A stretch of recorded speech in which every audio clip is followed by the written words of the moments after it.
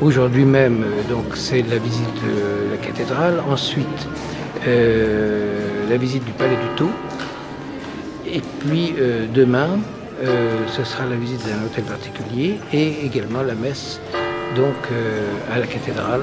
C'est ce qui marquera la fin de la visite de l'Institut de la Maison de Bourbon à Reims pour cette année.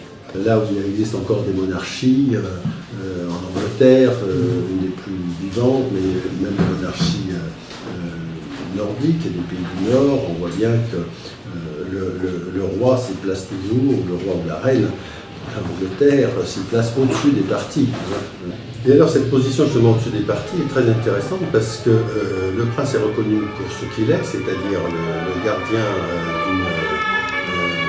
d'une tradition et d'une histoire, d'un temps de l'histoire de France. Et donc il est reçu aussi bien par des municipalités de gauche que par des municipalités de droite. Et c'est ça qui lui permet justement d'avoir ce rôle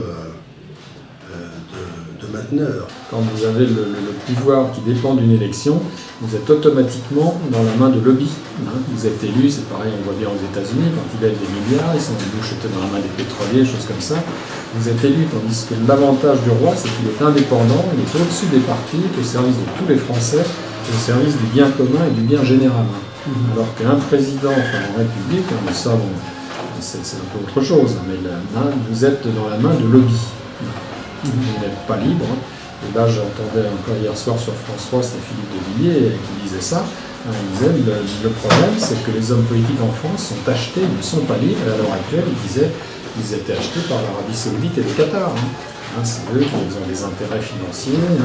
On emprunte toujours auprès d'eux. Et c'est là dont vient tout le mal, c'est la racine du mal. Les chefs d'État en France ne sont plus au service du bien commun et du bien général de l'intérêt de la France. C'est encore Philippe de Villiers qui disait que Giscard ou d'autres, Sarkozy ne s'intéressait pas à la France, ils s'intéressaient, c'était à eux, à leur carrière politique. Ils voulaient être élus président, ils voulaient être réélus. À Clovis et aux Francs ensuite, s'intégrer. Je travaille au ministère économique et financier de Bercy. Entre autres cela, j'ai une grande passion pour l'histoire et je travaille à Bercy sur la langue française. Donc même si la monarchie n'est pas un régime parfait, parce qu'il est fait d'hommes, il me semble que la monarchie est un régime qui apparaît le plus équilibré.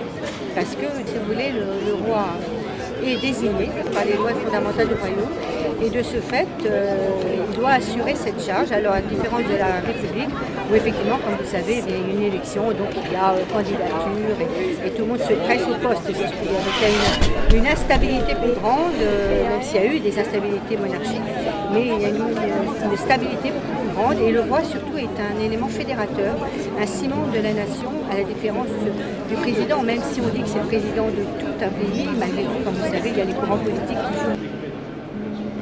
Bonjour, moi je m'appelle David Gandil, j'habite à Orléans, j'ai 21 ans.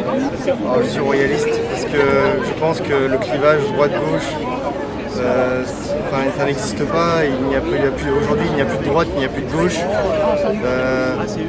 Je pense que pour rassembler les Français, il faut quelque chose de plus grand que les partis. C'est pour ça que je suis royaliste et que je soutiens Louis de Bourbon, duc d'Anjou. Je suis légitimiste parce que déjà Louis de Bourbon, duc d'Anjou, descend de Louis XIV, pour cela que tout légitimement je suis légitimiste.